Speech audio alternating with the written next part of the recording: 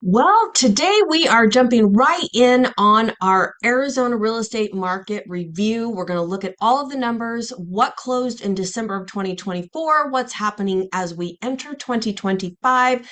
So if you're curious to know what's going on with the Arizona real estate market, you are in the right place. Hang on to your shorts. We got a lot of numbers to cover.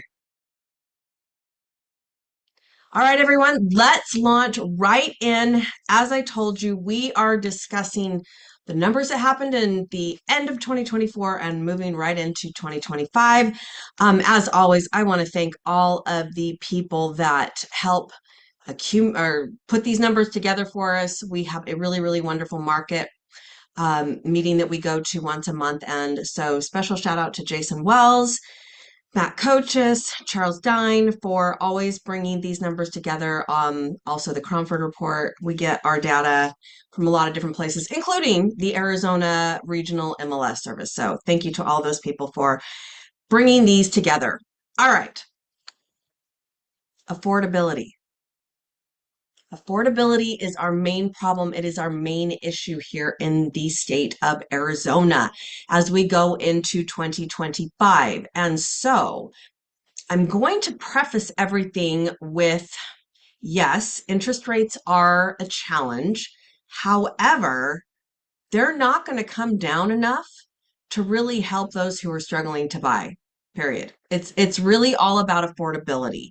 And so as we go into 2025, keep in mind we're really not going to know how the new administration in Washington, what their policies are going to be, what that's going to look like until we are into March, which puts us well into the first quarter of the year, perhaps even into the second quarter of the year before we see what it is that their policies are going to do that's going to affect housing affordability, interest rates, all those kind of things. And again, interest rates are never directly tied to what the Fed is doing, but they are definitely affected. So just keep some of those things in mind that we're not expecting to see a whole lot of changes or a whole lot of movement, especially in the first quarter and probably even into the second quarter of 2025 in regards to affordability, in regards to interest rates, and in regards to um,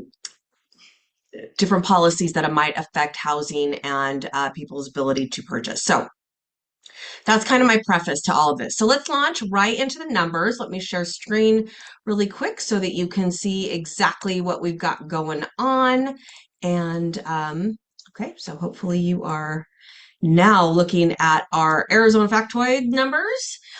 These were the numbers from December. So let's just jump right into those. Our supply number went down. We were at 4.3 months going into December, and at the end of December, we landed at about 4 months worth of inventory, which as we jumped into January, actually, we saw that inventory number go up a little bit, but it did go down and then it went back up. So that is our 30-day, meaning if nothing new came onto the market in the next 30 days, how long would it take us to sell off everything that we currently have? It would take us about 4 months, okay? Inventory number, we also went down in that number, and that number is figured on a 12-month basis. So again, same kind of equation. We went from if nothing else came to market, how long would it take us to like kind of roll it over? What's the average for 12 months? Right now we are at 103 days to sell off everything if it was being measured on the 12 months. Okay, our active days on market. This number has gone up. This number went up from 88 to 96. It is taking longer right now to sell houses. Again, this is kind of a macro number. So this is all of the sales in the state of Arizona.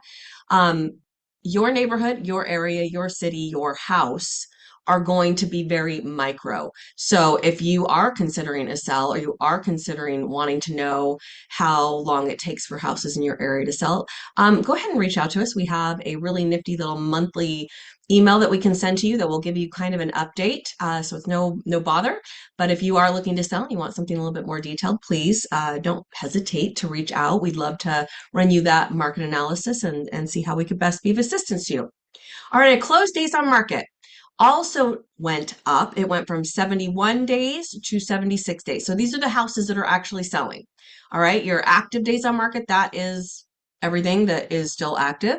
And some of those are overpriced. Some of those are higher priced homes. Some of those are junk homes. Some like you get it. And there are a lot in there, but those are the ones that are not selling. But the ones that are selling, again, across the Arizona, are taking about 76 days to sell. So that is over 2 months. That is not what everyone is used to. All right. So keep that in mind if you've got plans going forward and you have a house to sell and you have a deadline. We need to take these numbers into account so that we're trying to match your goals with the reality of the market. All right, let's talk about our active price per square foot. I love seeing this number come down. What that means to me is the sellers are finally getting it, and they're trying to price their houses a little bit more according to what is actually happening in the marketplace. So while it is still well above the average sold price per square foot, you can see again that number did come down, and I'm glad to see it. So our active price per square foot right now is at $354 and some change. Our sold price per square foot went up $299.93 per square foot. So that number went up. Glad to see that one. And then our average sold went up to $602,000 and change. And our median sales price also went up to $450,000. So if you are considering making a purchase here in the state of Arizona, please understand where our affordability is. And I know for a lot of us that this is starting to become a little bit of a bitter pill to swallow. We remember the good old days when you could pick up a really nice house in Arizona for 250,000, and now our median price is 450 and our average price is over 600. So affordability, that is that conversation that we are having right now, kids. And again, if you're looking for the great deals, if you're looking for the lower price points, you're going to be looking on the outskirts. You are not going to be looking in the more popular inner cities like Mesa, Gilbert, Chandler, Tempe, Phoenix areas. If you're on the outskirts of Phoenix, that's a different story. Maricopa is going to be one where you're going to be able to find some values, Casa Grande, Coolidge, the far west side, those kind of areas. But gone are the days, guys. Gone are the days. Let's look at our average sold over the last 12 months, and we have hit another all-time forever record. Average sold over the last 12 months, 585,837. Again, that is an all-time record that we just hit again. And our median sold price over the last 12 months, $445,990. Our appreciation, what I want you guys to see here, I'm super excited to be back in this range. It doesn't feel really great to the sellers and the homeowners, but this is healthy. This is so healthy. It's like for several years now, we had this really high intense fever. We were sick. And finally, we've been fighting, and finally our bodies have fixed it. And we are back to healthy levels of appreciation. So healthy levels of appreciation, anywhere between 4 and 6%. And you can see over the last 12 months, we have experienced about 4.2% appreciation. And over the last 30 days, we were at 5.8% appreciation. Again, this is statewide. So yours might be a little bit different, but these are some healthy numbers that we're finally starting to see here. And I'm really glad to see that. So positive housing values are continuing to go up, but they are now going up at a healthy rate. Love seeing that. Okay, let's talk about maybe some of the bad or the good or just the news in general. Let's talk about our inventory numbers, because going into January, we saw a very healthy number of properties come off the market, which is why your supply went down. This is more about the canceled, the expireds, and the people that just said, nope, I'm out. Too hard, too long. Not getting the price that I want. 35%, kids, 35% of the houses that we had listed at the end of the year came off the market. That's a really big chunk of properties. So again, we are seeing more come back on market. Excuse me.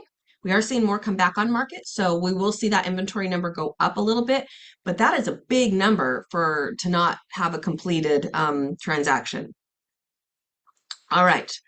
Let's also talk about cash buyers because we are seeing nearly a quarter, nearly 25% of all of our closed transactions are being done by cash buyers.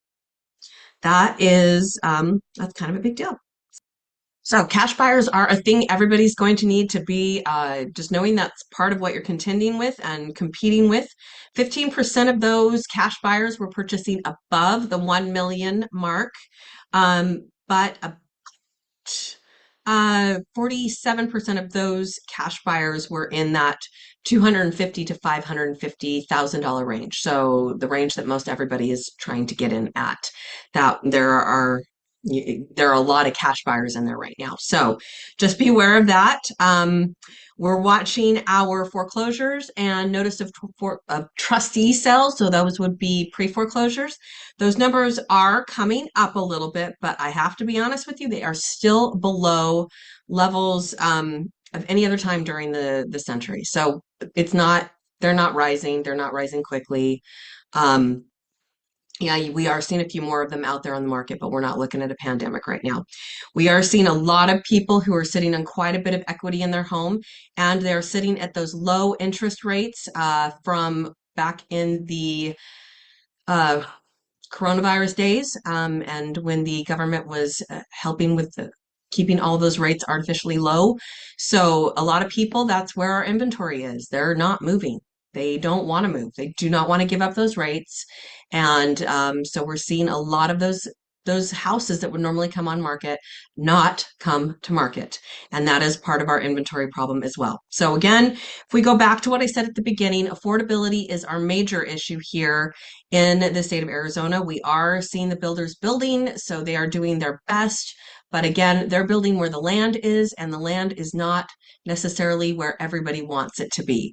So if we can be of any assistance to you, if there are any questions that I did not answer in this video, if there's anything you want me to clarify for you, please shoot us a DM, send us a text, shoot us an email, however you want to get a hold of us. Let us know what we can answer for you, what we can help you with. And of course, we are always here to be a resource for you. So if you haven't had a moment, please take the opportunity to subscribe. If you are not following us on social media, go and find us over there. We put out a lot of great information over there. We'd love to have you as a part of our group as we are sharing all the valuable information that we can about the Arizona real estate market and how to buy and sell real estate in general. Here to be a resource. Give us a call. Let us know how we can best be of assistance. Thanks for watching. Catch you on our next video.